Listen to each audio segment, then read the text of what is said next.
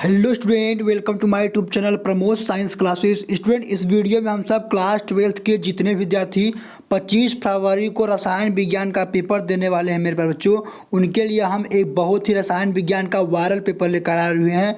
प्यारे बच्चों, सेम यही क्वेश्चन, सेम यही पेपर आप सभी को 25 फरवरी को देखने को मिलेगा। तो मेरे प्यारे बच्चों, वीडियो को शुरू से अंत तक जरूर देखिएगा। इस पेपर का पूरा सोल्यूशन हम इस वीडियो में करने वाले हैं और पेपर का जो PDF है वो भी प्रोवाइड कराने वाले हैं। तो मेरे प्यारे बच्चों, वीडियो को थोड़ा भी स्किप ना कीजिएगा। यदि आप चैनल पर नए हैं तो चैनल को सब्सक्राइब जरूर कर लीजिएगा। यहाँ पर देख सकते हैं प्यारे बच्चों, रसायन विज्ञान पेपर है और 2026 का यहाँ पर पेपर है। ठीक है मेरे प्यारे बच्चों, यहाँ पर आप सभी को अपना अनुक्रमांक दर्ज करना है और यहाँ पर आप सभी को अपना नाम दर्ज करना है। ठीक है, आप सभी का जो पूर्णांक होने वाला है 170 नंबर का होने वाला है और आप सभी को जो आपके बोर्ड एग्जाम जो समय मिलेगा उस समय कितना मिलेगा, 3 घंटे 15 मिनट। यहाँ पर देख सकते हैं कि जो पेपर का कोड है वो 347 GE है। मेरे प्यारे बच्चों, सेम यही पेपर आप सभी के बोर्ड एग्जाम में 25 फरवरी को आने वाला है। ठीक है, आइए यहाँ पर कुछ निर्देश कर रहा है उसे पढ़ लेते हैं। निर्देश करा है कि सभी प्रश्न अनिवार्य है, यानी सभी प्रश्न आप सभी को करना अनिवार्य है। दूसरा निर्देश है कि प्रत्येक प्रश्न के निर्धारित अंक उसके समक्ष दिए गए हैं। ठीक है, तीसरा करा है कि गणनात्मक प्रश्नों में गणना के समक्ष पद दीजिए। ठीक है, चौथा करा है कि प्रश्नों के प्रासंगिक उत्तर लिखिए। ठीक है, यहाँ पर पांचवा इंपॉर्टेंट निर्देश है करा है कि जहाँ आवश्यक हो वहाँ रासायनिक समीकरण दीजिए। ठीक है, यानी जिस भी क्वेश्चन में क्या करा है रासायनिक समीकरण की आवश्यकता है वहाँ आप सभी को रासायनिक समीकरण देना होगा। ठीक है, आइए हम आते हैं मेरे प्यारे बच्चों क्वेश्चन की ओर। यहाँ पर क्वेश्चन करा है पहला कि इस प्रश्न में प्रत्येक खंड में 4 विकल्प दिए गए हैं। सही विकल्प चुनकर उसे अपनी उत्तर पुस्तिका में लिखिए। मेरे प्यारे बच्चों, यहाँ पर आप सभी के ऑब्जेक्टिव प्रश्न है जो कि पूरे 1 नंबर के हैं और 4 ऑब्जेक्टिव प्रश्न आनेंगे। ठीक है, यहाँ पर सबसे पहला ऑब्जेक्टिव प्रश्न कह रहा है कि किस विलयन यानी किसी विलयन के अनुसंख्यक गुणधर्म निर्भर करते हैं। ऑप्शन है यहाँ पर विलय के कणों की प्रकृति पर, दूसरा है यहाँ पर विलय के कणों की प्रकृति पर, विलायक के कणों की प्रकृति पर, तीसरा है यहाँ पर विलय तथा विलायक दोनों के कणों की प्रकृति पर, या फिर यहाँ। ठीक है, तो यहाँ पर मेरे प्यारे बच्चों इसका जो राइट आंसर है वो क्या है, विलय के कणों के संख्या पर। ठीक है, यानी विलय के कणों के संख्या पर मेरे प्यारे बच्चों जो विलयन का अनुसंख्यक गुणधर्म है वो निर्भर करता है। तो यहाँ पर जो ऑप्शन नंबर पहला है वो क्या यहाँ पर राइट आंसर है। ठीक है, यहाँ पर ख वाला क्वेश्चन करा है यहाँ पर कि KMnO4 में यमन की ऑक्सीकरण संख्या है। मेरे प्यारे बच्चों, यहाँ पर कहा है कि KMnO4 में यमन यानी जो उसका है जो यमन में यमन की क्या है ऑक्सीकरण संख्या क्या है। तो मेरे प्यारे बच्चों, यहाँ पर हमें पता है कि पोटेशियम का +1 होता है। ठीक है, पोटेशियम का यहाँ पर क्या होता है -1 होता है। यहाँ पर मेरे प्यारे बच्चों हमको क्या करना है कि इसका निकालना है x यमन का, तो x मान लेंगे इसे। और यहाँ पर क्या दिया है O4 दिया है, तो मेरे प्यारे बच्चों O4 का यहाँ पर क्या होता है 0 होता है। ठीक है, तो 0 यहाँ पर करेंगे प्लस यहाँ पर ले करेंगे। ठीक है, तो मेरे प्यारे बच्चों यहाँ पर इस प्रकार से इसको पकड़ ले जाएंगे। तो यहाँ पर इसका जो राइट आंसर हो ऑप्शन नंबर यहाँ पर दूसरा है क्या होगा +2 होगा। ठीक है, यमन की ऑक्सीकरण संख्या। ठीक है, तीसरा यहाँ पर क्वेश्चन है ग वाला कि CONH3 का होल 4 Cl में CO की उप संयोजन संख्या है। तो मेरे प्यारे बच्चों यहाँ पर करा है कि उप संयोजन की संख्या क्या है। तो यहाँ पर देखिए जो काउंटर आयन है उसे क्या कहते हैं, उप संयोजन संख्या कहते हैं। तो यहाँ पर CO जो है उसमें 2 है। तो इसका जो राइट आंसर ऑप्शन नंबर यहाँ पर पहला है, यानी ऑक्सीकरण कितने उप संयोजन संख्या है तो 2 है। ठीक है, तो इसका जो राइट आंसर ऑप्शन नंबर पहला है। ठीक है, यहाँ पर घ वाला क्वेश्चन करा है कि इटार्ड अभिक्रिया में टॉल्यूइन को बेंजलाइड में ऑक्सीकृत करते हैं।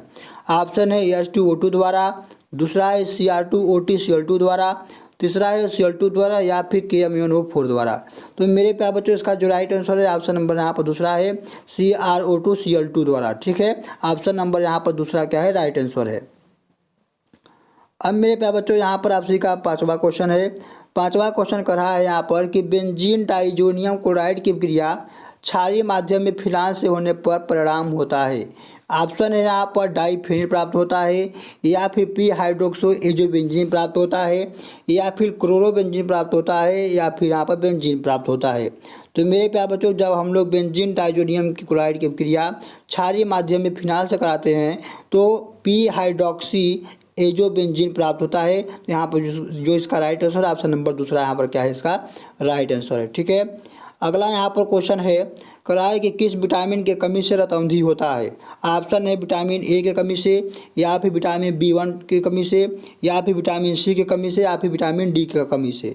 तो मेरे प्यारे बच्चों, जो विटामिन ए की कमी से कौन से रोग होता है, तो रतौंधी होता है। ठीक है, ध्यान रखिएगा, ये सारे क्वेश्चन आप सभी के बोर्ड एग्जाम के लिए बहुत इंपॉर्टेंट है। ठीक है, अब यहाँ पर आप सभी के सब्जेक्टिव क्वेश्चन स्टार्ट होता है, जो कि मेरे प्यारे बच्चों 2 नंबर का पूछा जाएगा। ठीक है, यहाँ पर पहला क्वेश्चन कह रहा है कि किसी विलयन की मूलरता तथा मूलरता के बीच अंतर स्पष्ट कीजिए, इसके मान में तापक्रम के साथ किस प्रकार प्रभावित होते हैं। ठीक है, तो मेरे प्यारे बच्चों, यहाँ पर आप इसका उत्तर लिखेंगे और यहाँ पर आप मूलरता हेडिंग डालेंगे, लिखेंगे यहाँ पर कि किसी विलयन के 1 लीटर में उपस्थित विलेय की मोलों की संख्या को मोलरता कहते हैं।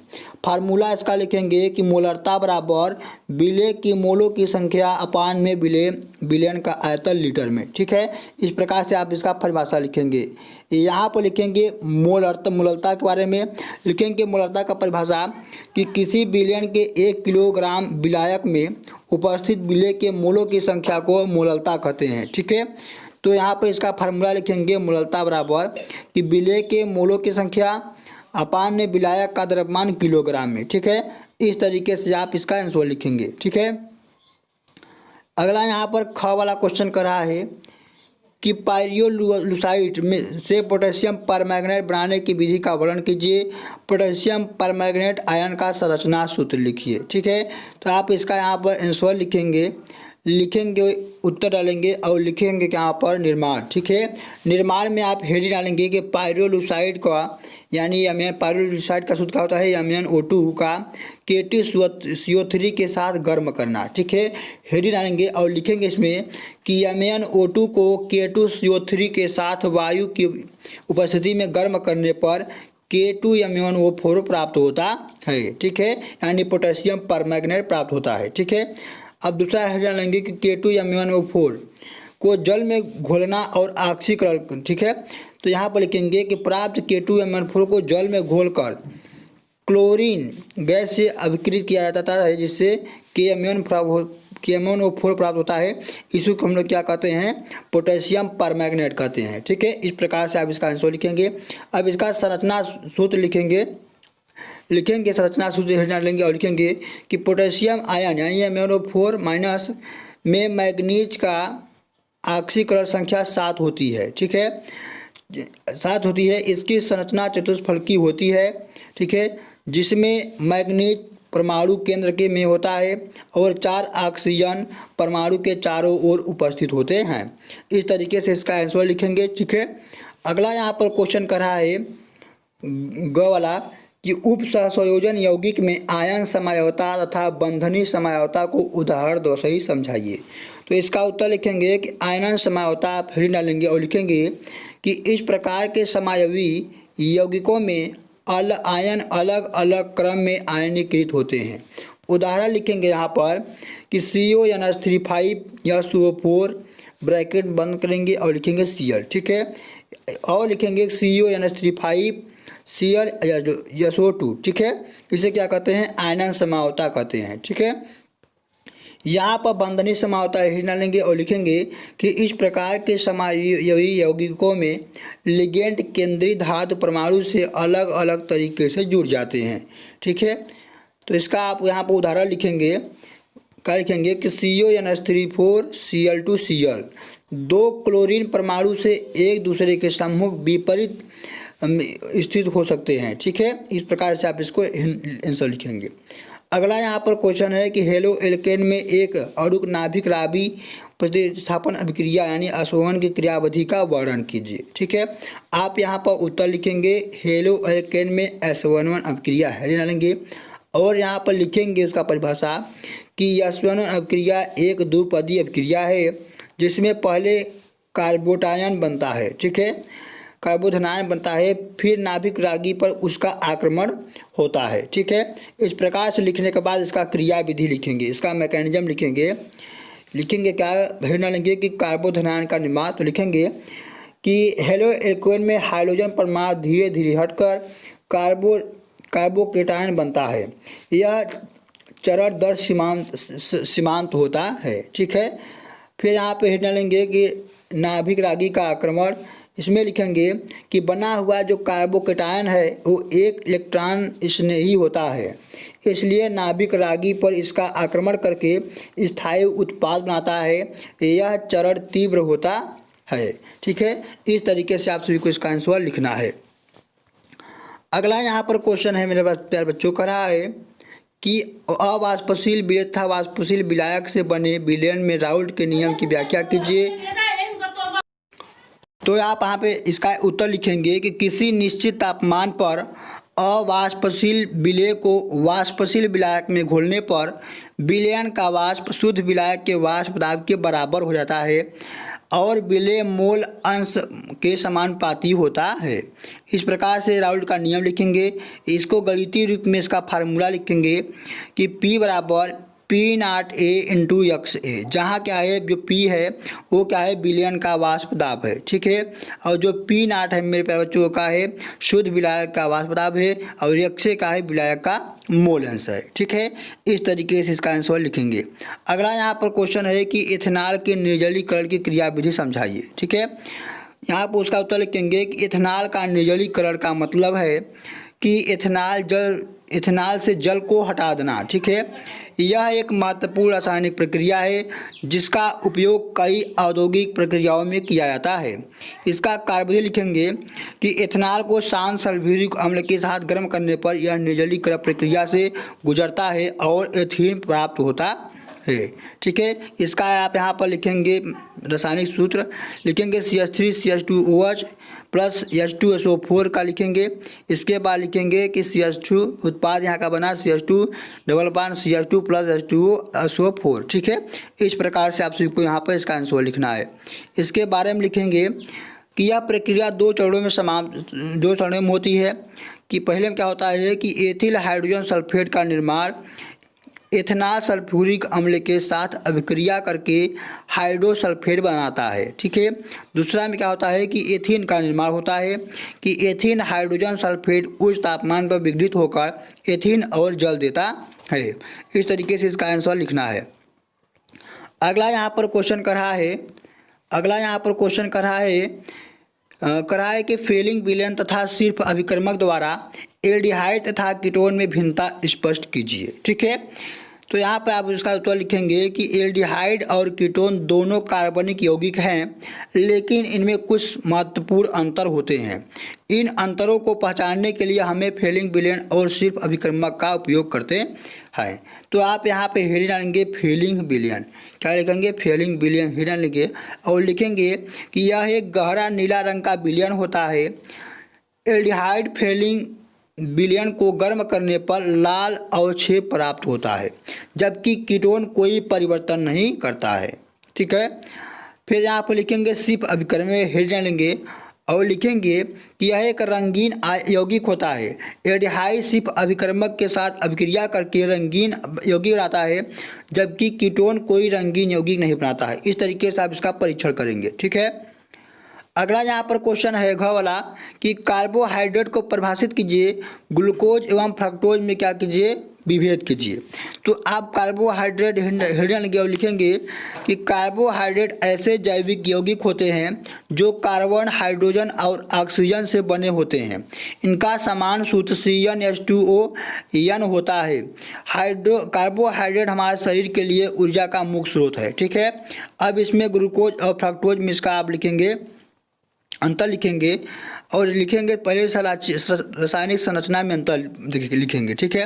क्या लिखेंगे कि ग्लूकोज एक अल्डोहेक्सेज होता है, ठीक है, यानी इसमें एल्डिहाइड समूह CHO उपस्थित होता है, ठीक है। और जो फ्रक्टोज होता है एक केटो हेक्सोज होता है, यानी इसमें क्या होता है कीटोन उपस्थित होता है, ठीक है। इस प्रकार से यहाँ पर रासायनिक संरचना में अंतर है। अब यहाँ लिखेंगे आप संरचना में भिन्नता, ठीक है। लिखेंगे ग्लूकोज की संरचना सीधी श्रृंखली और चक्रीय दोनों में हो सकती है, जबकि फ्रक्टोज मुख्यतः चक्रीय रूप में होता है, ठीक है। इस प्रकार से आप इसका आंसर लिखेंगे। अब इसके प्राकृतिक स्रोत लिखेंगे कि ग्लूकोज अधिकांश पौधों के रस में पाया जाता है, ठीक है, जबकि फ्रक्टोज मुख्य रूप से फलों और शहद में पाया जाता है। इसके मीठापन की अगर बात करें तो फ्रक्टोज ग्लूकोज से अधिक मीठा होता है, ठीक है। इस तरीके से यहाँ पर अगला यहाँ पर क्वेश्चन है, कह रहा है कि चौथा वाला का कह रहा है कि मोलर उन्नयन स्थिरांक को परिभाषित कीजिए 0.6 यूरिया, इसका जो मोलर द्रव्यमान है 60 है, के 100 ग्राम जल में बने जलीय विलयन के क्वथनांक की गणना कीजिए। जल का मोलन उन्नयन स्थिरांक 0.5 केल्विन किलो पर मोल तथा जल का जो क्वथनांक है 373.15 केल्विन है, ठीक है। यहाँ पर न्यूमेरिकल दिया गया है। सबसे पहले आप मोलर उन्नयन स्थिरांक का परिभाषा लिखेंगे, हेडिंग डालेंगे मोलर उन्नयन स्थिरांक, ठीक है। तो यहाँ पर उसके बारे में परिभाषा लिखेंगे कि किसी विलायक के 1 किलोग्राम में 1 मोल अवाष्पशील विलेय घुलने पर क्वथनांक में होने वाली वृद्धि को मोलर उन्नयन स्थिरांक कहते हैं। इसे Kb से दर्शाया जाता है। अब यहाँ पर आप सभी को उसका न्यूमेरिकल करना है। यहाँ पर दिया क्या गया है, यूरिया का जो द्रव्यमान दिया गया है वो 0.7 ग्राम है। जो यूरिया का मोलर द्रव्यमान है वो 60 ग्राम प्रति मोल है। और जल का जो द्रव्यमान है वो 100 ग्राम दिया गया है, यानी 0.1 kg दिया गया है। और जल का मोलर उन्नयन स्थिरांक 0.5 केल्विन किलो पर मोल दिया गया है, ठीक है। और जल का यहाँ पर क्वथनांक कितना है तो 373.1.5 केल्विन है, ठीक है। अब यहाँ पर आप इसका फार्मूला लगाएंगे, डेल्टा TB बराबर KB इंटू m, ठीक है, अपान में डेल्टा TB इंटू m, ठीक है। तो यहाँ पर आप इसका फार्मूला लगाएंगे। सबका मान जब पुट करते हैं मेरे प्यारे बच्चों जो इसका आंसर आता है कितना आता है, विलयन का जो क्वथनांक आता है वो कितना आता है 373.202 केल्विन आता है, ठीक है। तो इसका जो राइट आंसर है यही होगा, ठीक है। मेरे प्यारे बच्चों इसका PDF हमारे टेलीग्राम चैनल पर मिलेगा, वहाँ जाकर आप इसका PDF डाउनलोड कर लीजिएगा, ठीक है। अगला है कि वैद्युत रासायनिक सेल तथा वैद्युत अपघटनीय सेल के बीच अंतर को स्पष्ट कीजिए। कोलराउस का नियम का उल्लेख कीजिए, इसके अनुप्रयोगों को लिखिए। मेरे प्यारे बच्चों पूरे 3 नंबर में क्वेश्चन दिया गया है और ये क्वेश्चन सारे आप सभी के लिए बहुत इंपॉर्टेंट है, ठीक है। तो यहाँ पर क्या कर रहा है क्वेश्चन कि वैद्युत रासायनिक सेल और वैद्युत अपघटनीय सेल में आप इसका हेडिंग लेंगे और उत्तर में लिखेंगे। सबसे पहले वैद्युत रासायनिक सेल, ठीक है, लिखेंगे कि यह सेल रासायनिक ऊर्जा को वैद्युत ऊर्जा में परिवर्तित करता है। इसे स्वतः स्फुट रेडॉक्स अभिक्रियाएं होती हैं, ठीक है। इसका उपयोग विद्युत ऊर्जा उत्पन्न करने के लिए किया जाता है, जैसे बैक्टीरियो में एनोड पर ऑक्सीकरण और कैथोड पर अपचयन होता है, ठीक है।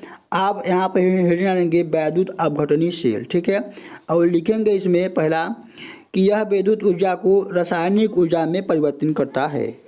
इसमें गैर स्वतः स्फूर्ति अभिक्रियाओं को विद्युत द्वारा प्रभावित करने में किया जाता है, ठीक है। इसका उपयोग रासायनिक यौगिकों के अपघटन में किया जाता है, जैसे धातुओं का निष्कर्षण, एनोड पर ऑक्सीकरण और कैथोड पर क्या होता है अपचयन होता है। अब यहाँ पर आप कोलराउस का नियम लिखेंगे, हेडिंग डालेंगे और लिखेंगे इसमें कोलराउस के नियम के अनुसार किसी इलेक्ट्रोलाइट के मोलर चालक का अंतिम विभिन्न या आयनों की व्यक्तिगत योग दोनों योग का बराबर होता है। इसे निम्न प्रकार से व्यक्त किया जाता है, ठीक है। अब यहाँ पर कोलराउस के नियम के उपयोग लिखेंगे, हेडिंग लेंगे और लिखेंगे कि कमजोर इलेक्ट्रोलाइट के लिए अंतिम चालकता का अनुमान, ठीक है, याद करने में। दूसरा है कि किसी अज्ञात इलेक्ट्रोड के आयनों के योगदान से चालकता का निर्धारण करने में। तीसरा है यहाँ पर मेरे बच्चों अगला यहाँ पर तीसरा पॉइंट लिखेंगे कि जल में इलेक्ट्रोलाइट के घुलनशील का निर्धारण करने में उपयोग किया जाता है, ठीक है। अब यहाँ पर आप सभी का अगला क्वेश्चन है मेरे प्यारे बच्चों कर रहा है कि अभिक्रिया की आणविकता तथा कोटि को परिभाषित कीजिए। प्रथम कोड की अभिक्रिया के वेग स्थान को समाकलित के लिए वेग समीकरण व्युत्पन्न कीजिए। ठीक है, तो मेरे प्यारे बच्चों ये सारे क्वेश्चन को आप सभी को तैयार कर लेना है। ये सारे क्वेश्चन आप सभी के बोर्ड एग्जाम के लिए बहुत इंपॉर्टेंट है। तो मेरे प्यारे बच्चों इसका जो हल सहित PDF है वो हमारे टेलीग्राम चैनल पर दिया गया है। ठीक है, टेलीग्राम चैनल पर जाकर वहाँ से उसका PDF डाउनलोड कर लीजिए। मेरे प्यारे बच्चों ये पेपर को आप हल करके जरूर जाइएगा। ठीक है, ये पेपर आप सभी के लिए बहुत इंपॉर्टेंट है। मेरे प्यारे बच्चों जाइए अभी इस हमारे टेलीग्राम चैनल पर, वहाँ इसका PDF दिया गया है, वहाँ जाकर इस पेपर को अच्छी तरीके से डाउनलोड कर लीजिए। तो मेरे प्यारे बच्चों मिलता है अगली वीडियो में एक नए टॉपिक के साथ। धन्यवाद।